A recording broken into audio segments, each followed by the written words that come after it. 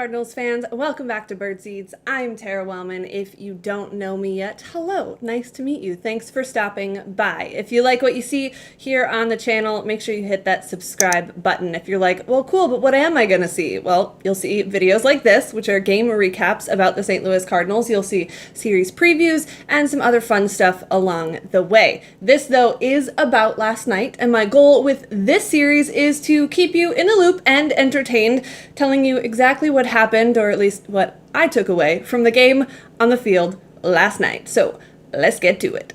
Dakota Hudson facing off against a lineup of 8 lefties seemed like it was the recipe for a disaster, but this is why I never try to predict anything.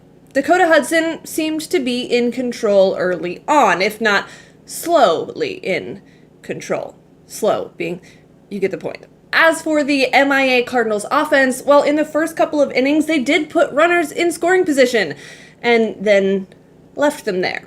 But in the third inning, they got a couple of gifts from the Rangers defense and they squeaked a run across. But I tweeted this at the time and I feel like it is worth repeating. Paul Goldschmidt has to start hitting more than weak ground balls with runners on base.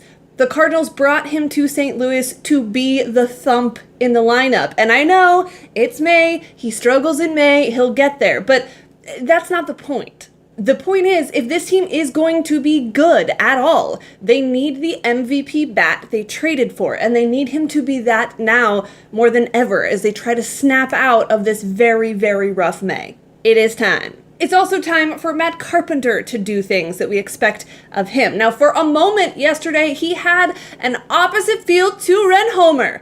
But after review, it was an opposite field RBI double. And I'll take it.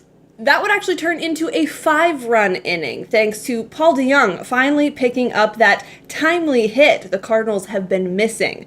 Big props to him for sticking to the approach changes, to the mechanics changes that have made him so successful this season. But back to Dakota Hudson for a moment.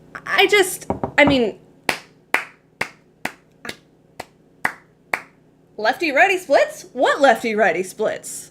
Hudson tossed 6 relatively painless innings, giving up 2 runs on 5 hits. He walked 2, struck out 5 in 87 total pitches. He did put the defense to work, getting 8 ground ball outs on the night, and he was as efficient as I think I've ever seen him. And while he still works so slow with runners on base, he didn't let it faze him last night.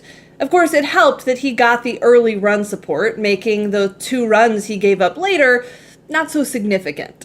But still, I don't know if Hudson stays in the rotation all year, but pitching like that will surely help his case. Now, if only the other starters will follow suit. And if Hudson can, repeat that a couple times out, that'd be great. Marcell Ozuna would drive in a run in the 6th, and Paul DeJong would cap it off with a nice additional insurance run with a homer in the 9th inning, which was kind of weird because, off the bat, they tell you, watch the outfielder, right? That's how you can judge how far. The outfielder parked on the warning track and then backed up and watched it go over the fence. He didn't even know where it was. Paul DeJong, player of the game for sure.